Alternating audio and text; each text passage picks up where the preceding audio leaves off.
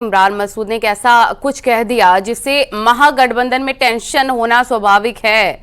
और इमरान मसूद ने कहा कि गठबंधन की जिम्मेदारी सिर्फ कांग्रेस की थोड़ी है। इमरान मसूद ने यूपी में एसपी और बिहार में आरजेडी के साथ गठबंधन को लेकर बड़ा बयान दिया है।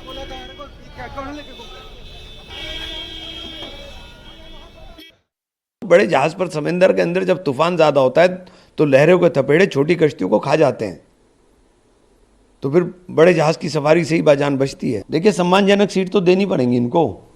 अगर गठबंधन चलाना है तो गठबंधन चलाने की जिम्मेदारी क्या सिर्फ कांग्रेस की है? आपकी जिम्मेदारी नहीं है क्या? कांग्रेस एक बात की गारंटी है देश के अंदर कि कभी भाजपा के सामने कंप्रोमाइज नहीं करेगी।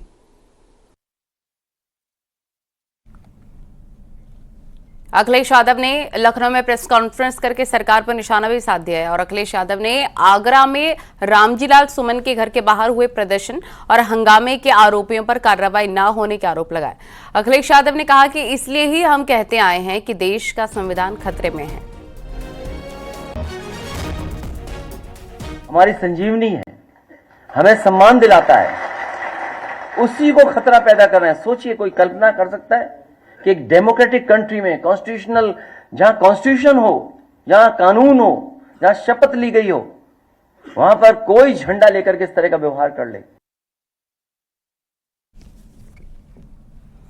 और समाजवादी पार्टी कार्यालय के सामने लगा पोस्टर काफी वायरल हो रहा है। सपा नेता ब्रिजेंद्र सिंह भोजला ने पोस्टर लगवाया है और पोस्टर में एक तरफ बुलडोजर एक्शन के बीच किताबें लेकर भागती बच्ची दिखाई दे रही है। पोस्टर में दूसरी तरफ सपा अध्यक्ष बच्ची को सम्मानित करते दिखाई दे रहे हैं।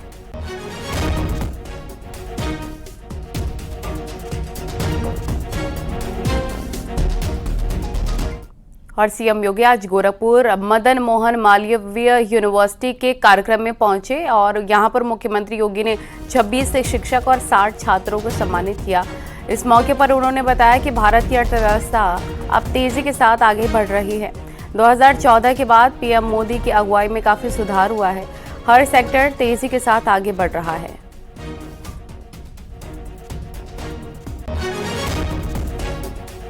आज दुनिया के सामने भारत अपने आप को साबित कर रहा है, हर भारतीय अपने आप को साबित कर रहा है। प्रधानमंत्री मोदी जी के नेतृत्व में पिछले 10 वर्ष में बदलते हुए भारत को हम सब ने देखा है। हो सकता है इससे पहले भी हो संभावना थी, क्योंकि देश तो वही है, संसाधन भी वही है, तंत्र भी वही है, नेतृत्व बदला और उस नेतृत्व ने अपने दूरदर्शिता के कारण आज भारत को दुनिया के सामने उन ऊंचाइयों तक पहुंचाने का काम किया है जहां पर जाने के लिए पूरी दुनिया उतावली दिखती है।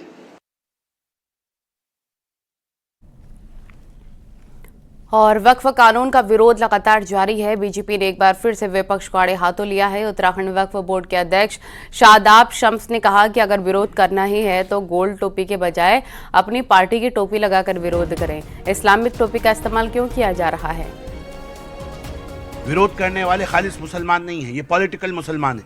और पॉलिटिकल मुसलमान में इसलिए कह रहा हूं कि टोपियां बदल के व्यक्ति नहीं बदल जाता, उसका किरदार नहीं बदल जाता। आज कांग्रेस अपने कार्यकर्ताओं को टोपियां पहन के आगे, गोल टोपियां पहना के आगे भेज रही है। समाजवादी पार्टी अपने कार्यकर्ताओं को गोल टोपियां पहना के आगे तो लगता है जो सपा और कांग्रेस के लोग विरोध कर रहे हैं टोपी लगा के, वो मुस्लिम नहीं है। मैंने कहा वो मुस्लिम हैं, लेकिन वो पॉलिटिकल मुस्लिम हैं। और इसलिए हम कह रहे हैं कि कांग्रेस डरपोक या विपक्ष डरपोक दलों की भूमिका ना निभाए। लोकतंत्र में आपने वोट लिया है, अगर उस कम्युनिटी का आप ईमानदारी से साथ देने की कोशिश कर रहे हैं जो आपको वोट दे रही है, तो फिर घबराहट किस बात में? ये लोग जो लगातार विरोध कर रहे हैं, ये अपने झंडे पे विरोध क्यों नहीं कर रहे हैं? ये क्यों घबरा रहे हैं अपना पॉलिटिकल सिंबल दिखाने से? भाई, लाल टोपी वाले लाल टोपी पहन के विरोध करें, अपने कार्यकर्ताओं को लेके आए कि लो हमने लाल टोपी पहनी है, हम सपाई हैं। जो आरजेडी वाले हैं वो अपनी टोपी पहन के आए, अपनी टोपी पे पहन के विरोध करें। जो जिस दल से आता है कांग्रेस के नेता वो भी सफेद टोपी लगाते हैं, वो भी अपने दल की टोपी पहन के आ गए हैं। लेकिन ये गोल टोपी का सहारा क्यों लिया जा रहा है? क्यों इस लड़ाई को मुस्लिम वर्सेस नॉन मुस्लिम बनाया जा रहा है? और वक्फ बिल पर राष्ट्रपति की मोहर के बाद अब वक्फ बिल कानून बन गया है और उत्तर प्रदेश के वित्त और संसदीय कार्य मंत्री सुरेश खन्ना ने विरोधियों को एक बार फिर से आड़े हाथों लिया। तो 23 प्रॉपर्टी जिसकी वजह से ये चीज़ें अलार्म हुई, जानकारी मिली कि वो भी वक्फ कर दी गई। अब किसी भी संपत्ति को, सरकारी संपत्ति हो या किसी व्यक्ति की संपत्ति हो, नियम और व्यवस्था ये है कि कोई भी व्यक्ति खुशी से अपनी प्रॉपर्टी को वक्फ कर सकता है। उद्देश्य मतलब उसका कल्याण होना चाहिए, मतलब अच्छे उद्देश्य के लिए प्रॉपर्टी वक्फ की जा सकती है, लेकिन उसका मालिक वक्फ कर सकता है। और जो मालिक भी नहीं है वही वक्फ डिक्लेयर कर पड़ा। तो सवाल ये कि ये अपने आप में एक डिफेक्टिव कानून था, इसलिए इसका संशोधन होना बहुत जरूरी था। शिया धर्मगुरु कल्बे जव्वाद ने भी वक्फ कानून पर नाराजगी जाहिर की है। उन्होंने कहा है कि ये मुसलमानों को परेशान करने का बहाना है। 500 साल पुरानी मस्जिदों के कागज कहां से लाए जाएंगे? पुरानी मस्जिदें हैं, पुराने हमारे इमाम बाग हैं, उनके कागज कहाँ से लाए गए? पर्ची का कागज मांग रहे हो, हड्डी कागज ले गए।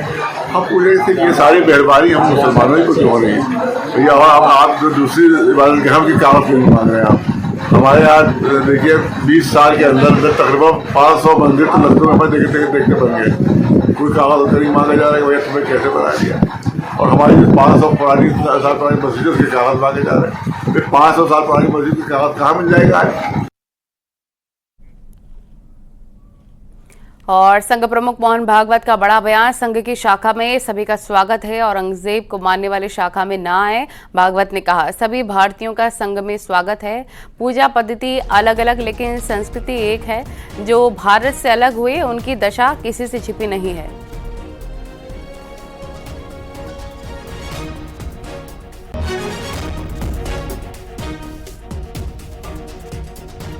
मंत्री सूर्य प्रताप शाही का अवधेश प्रसाद और अखिलेश पर निशाना। मिल्कीपुर सीट हारने के बाद आई सद्बुद्धि। मंत्री सूर्य प्रताप शाही ने कहा कल अवधेश प्रसाद ने रामलला के दर्शन किए थे। वोट बैंक के कारण अखिलेश ना तो अयोध्या गए ना ही मथुरा। ये मंत्री सूर्य प्रताप शाही की तरफ से कहा गया है। अयोध्या में लोकसभा पर समाजवादी पार्टी जीत गई तो उन्होंने अपने को ये बताया कि हम समाजवादी अखिलेश यादव जी ने कहा कि अयोध्या के राजा तो अवधेश प्रसाद हैं। और थोड़ी दिन के बाद अब मिल्कीपुर में जब उपचुनाव हुआ है तो वहाँ की जनता ने इस बात को बता दिया कि तुम तो मारीच थे और गुमराह करके तुमने वहाँ पर जो है आप जीत गए। और वहाँ पर इतने बड़े अंतर से यानी लगभग 65,000 वोटों से वहाँ पर विजयी बनाया एक विधानसभा क्षेत्र के भीतर। जो अयोध्या में जितने से हार हुई थी उससे भी ज़्यादा वोटों को डाल करके उन्होंने कमल के फूल खिलाए। तो अब उनको उसका पछतावा है और उसी के कारण उनको ये सद्बुद्धि आई कि वो जब परास्त हुए हैं तो जा करके अब भगवान के शरण में वो गए और ये बहुत अच्छा हुआ, देर आए दुरुस्त आए।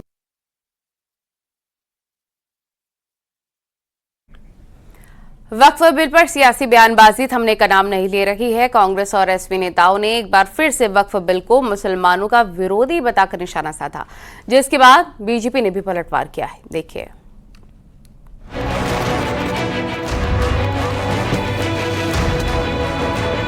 वक्फ संशोधन विधेयक 2025 को राष्ट्रपति द्रौपदी मुर्मू ने मंजूरी दे दी है, जिसके बाद ये अब कानून बन गया है। वहीं इसे लेकर कांग्रेस और समाजवादी पार्टी की तरफ से अभी भी बयानबाजी जारी है। 24 सांसद मुसलमान पार्लियामेंट में हैं, सिर्फ 24, और 232 ने विरोध में वोट किया है। 232 ने विरोध में वोट डाला है, सिर्फ 24 सांसद हैं। तो देश का मूड क्या है, देश का मिजाज क्या है, ये जानने के लिए राहुल जी का भी भाषण देख लीजिए। ये बहुत ही जन विरोधी ये लोग अभी सोचते हैं बहुत अच्छा है, अच्छा नहीं, ये सब पे लागू हो। कलेक्टर चाहे जिसकी मंदिर की, मस्जिद की, गुरुद्वारा की, चर्च की जमीन को चाहे जब कह सकता है कि ये उनकी जमीन है, वैसे काम करता है। बीजेपी सांसद साक्षी महाराज का कहना है कि दावों में ताजमहल, लाल किला और पार्लियामेंट वक्फ की संपत्ति है। यही तो पता लगाने के लिए वक्फ संशोधन बिल लाया गया है। ताजमहल भी वक्फ की संपत्ति है, पार्लियामेंट वक्फ की संपत्ति है, लाल किला भी वक्फ संपत्ति है, जहाँ कुंभ लगा वो भी वक्फ संपत्ति है, सब वक्फ संपत्ति है। तो हिंदुस्तान का क्या है? इसलिए क्या वक्फ की है क्या नहीं है, ये सारी का दूध पानी का पानी हो जाएगा। अलीगढ़ में वक्फ बिल पास होने पर मुस्लिम महिला नेता रूबी खान ने पीएम मोदी की तस्वीर को तिलक लगाकर मिठाई खिलाई। इस मौके पर उन्होंने कहा कि अखिलेश यादव न हिंदुओं के बन पाए न मुसलमानों के। अखिलेश यादव हैं, वो कभी ना तो हिंदू के बन पाएंगे ना किसी मुसलमान के। उनका काम हमेशा रहा है जनता को भड़काने का, सिर्फ अपने वोट के लिए। काशी में रामनवमी पर महिलाओं ने कलश यात्रा निकाली, जिसकी अगुवाई नाजनीन अंसारी ने की। वक्फ बोर्ड संशोधन बिल का समर्थन कर मुस्लिम महिलाओं ने भगवान राम की आरती उतारी। Bureau report, news 18।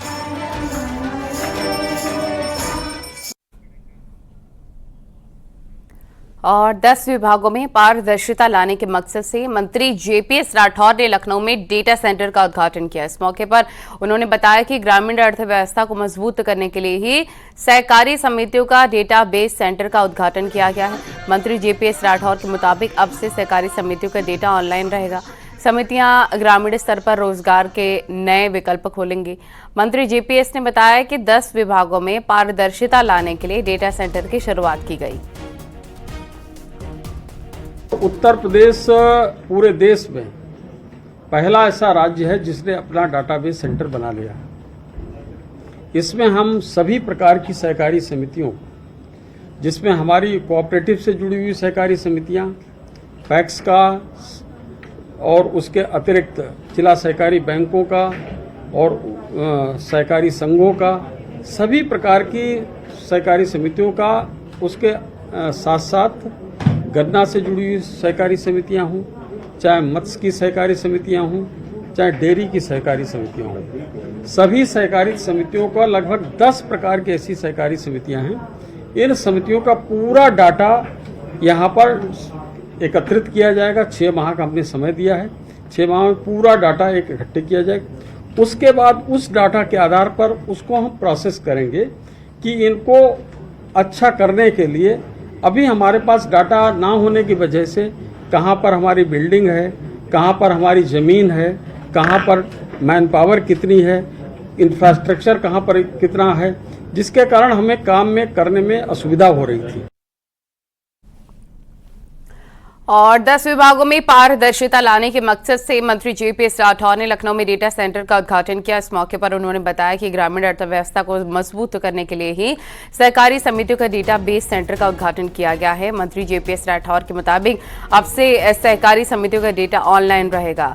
समितियां ग्रामीण स्तर पर रोजगार के नए विकल्प खोलेंगी। मंत्री जेपीएस ने बताया है कि 10 विभागों में पारदर्शिता लाने के लिए डेटा सेंटर की शुरुआत की गई है। उत्तर प्रदेश पूरे देश में पहला ऐसा राज्य है जिसने अपना डाटाबेस सेंटर बना लिया।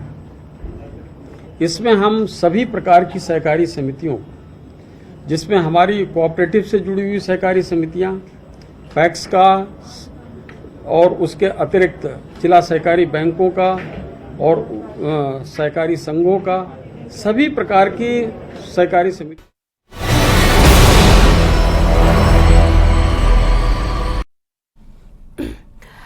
एसपी नेता विनय शंकर तिवारी के ठिकानों पर ईडी की छापेमारी चल रही है। लखनऊ, गोरखपुर, नोएडा, मुंबई के 8 ठिकानों पर छापेमारी, बैंक लोन हड़पने और मनी लॉन्ड्रिंग केस में छापेमारी हुई है।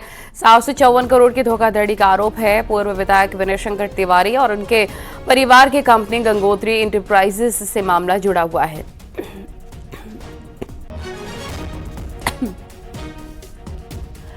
एसपी नेता विनय शंकर तिवारी के ठिकानों पर लगातार छापेमार कार्रवाई चल रही है। कहाँ ईडी की रेड पड़ रही है, आप ये भी देख सकते हैं। लखनऊ, गोरखपुर और नोएडा में ये रेड पड़ रही है। कौन है विनय शंकर तिवारी? 2021 में विनय शंकर तिवारी ने समाजवादी पार्टी ज्वाइन की थी और ये देखिए तस्वीरें आपको हम दिखा रहे हैं उनके अलग अलग ठिकानों की जहां पर रेड पड़ रही है। महाराजगंज, गोरखपुर, लखनऊ, देश भर के ऐसे कुल मिला के 8 ठिकाने हैं जहां पर ये छापेमार कार्रवाई यानी कि रेड लगातार जारी है।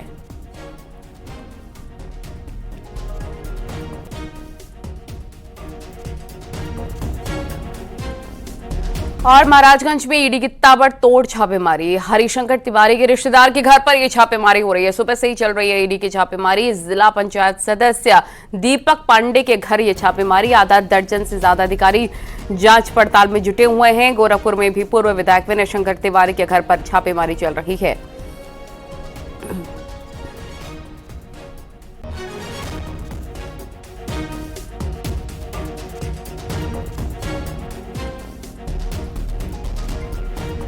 और लखनऊ से बड़ी खबर, पटाखों से भरी झोपड़ी में आग लग गई है। धमाका हो गया है। धमाके के बाद झोपड़ी के परखच्चे उड़ गए हैं। गांव के बाहर खेत में ये झोपड़ी बनी हुई थी, देख सकते हैं आप तस्वीरें। धमाके में सलमान नाम का एक लड़का घायल हो गया है। गोसाईगंज के जो खंडी गांव का मामला है।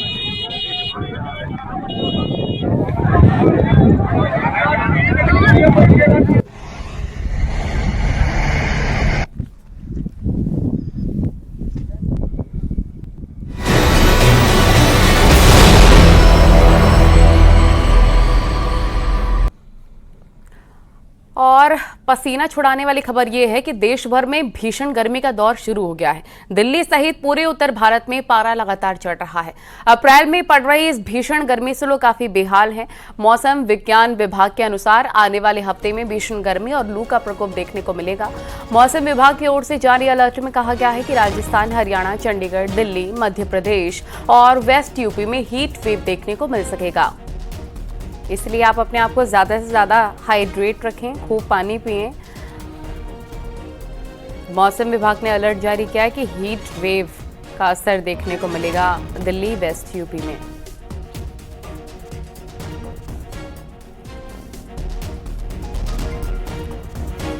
और नोएडा में चिलचिलाती धूप और बढ़ती तापमान ने परेशानी शुरू कर दी है बढ़ाना। यहां पर न्यूनतम तापमान 22 डिग्री और अधिकतम तापमान 40 डिग्री पहुंच गया है। और इस बीच मौसम विभाग ने गर्मी को लेकर येलो अलर्ट जारी किया है। आलम तो यह है कि गर्मी के असर के चलते न्यूनतम तापमान में भी काफी बढ़ोतरी हुई है। पिछले एक सप्ताह में एवरेज न्यूनतम तापमान 21 और अधिकतम तापमान 39 डिग्री दर्ज किया गया है। इस वक्त हम 37 बोटैनिकल गार्डन के पास मौजूद हैं और आपको तस्वीरें दिखाएंगे कि देखिए किस तरीके से लोग जो है चेहरे ढक कर निकलने लगे हैं। और दिन का वक्त है, सुबह के 10 बज रहे हैं और स्थिति आप देख सकते हैं किस तरीके से अब चिलचिलाती धूप ने लोगों को परेशान करना शुरू कर दिया है। तापमान की बात करें तो अधिकतम तापमान जो है 39 डिग्री से 40 डिग्री के बीच में रहेगा। वहीं न्यूनतम तापमान जो है वो 21 से 22 डिग्री रहने का अनुमान है।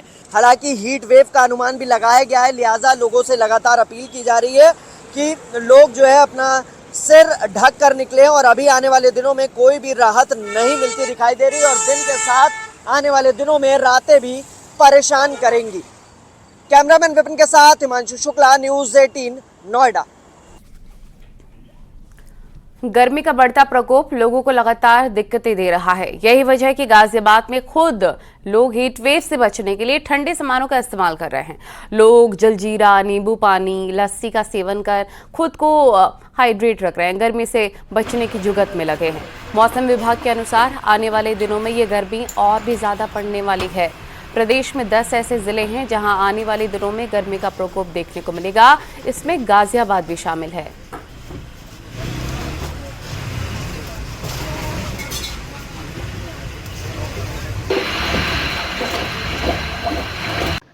अप्रैल महीने की शुरुआत होते ही प्रचंड गर्मी ने लोगों बागों को परेशान करना शुरू कर दिया है। यही कारण है कि तरलते पदार्थों की दुकानों पर लगातार लोगों की भीड़ बढ़ती जा रही है। फिलहाल हम खड़े हैं ऐसे ही एक लस्सी की दुकान पर और आप देख सकते हैं यहाँ सुबह से ही लोगों की भीड़ लग गई है जो अपने आप को ठंडा करने के लिए यहाँ लस्सी का सेवन कर रहे हैं। कुछ लोग मेरे साथ उनसे जानेंगे और बात करेंगे। बाबूजी, गर्मी कैसी पड़ रही है, बताइए कि गर्मी से बचने के लिए क्या उपाय कर रहे हैं? भैया लस्सी का ही उपाय कर रहे हैं। अच्छा, गर्मी ज्यादा हो रही है। अच्छा, तो इससे ठंडक मिलती है? हाँ, ठंडक मिलती है।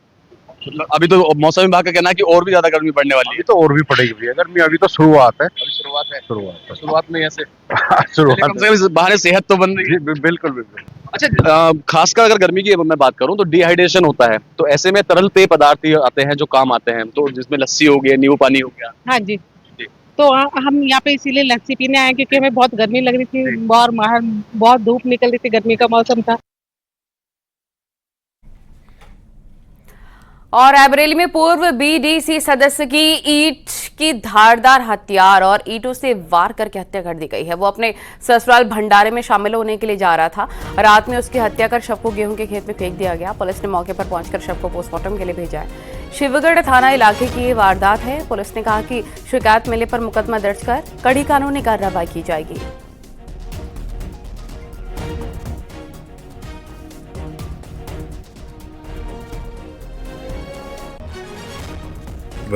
ये हत्या की गई है और बाकी जो मृत्यु का जो स्पष्ट कारण है वो पोस्टमार्टम से ही हत्या का मतलब जी धारदार हथियार से या फिर और इनकी जो प्रथम दृष्टया हम लोगों ने हत्या के कारण की तलाश कर रहे हैं और पीएम आने के बाद हत्या का कारण का पता चलेगा। हत्या की गई है, इसीलिए सुसंगत धाराओं में अभियोग पंजीकृत किया जाएगा और शीघ्र ही घटना का अनावरण किया जाएगा।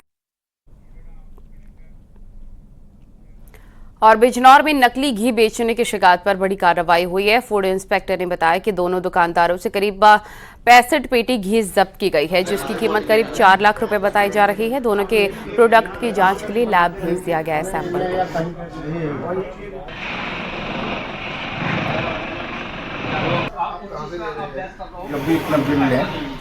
FSSAI जो मैन्युफैक्चरर है, डिस्ट्रीब्यूटर है, उन सबका FSSAI लाइसेंस देख के लें और उस पर अपना भी लाइसेंस रखें, अपना भी लाइसेंस नंबर भी ऐड करें। इस समय दीप क्लासिक का 15 पेटी है जो लगभग 94,770 का है और दीप धेनु का 49 पेटी है जो 3,19,200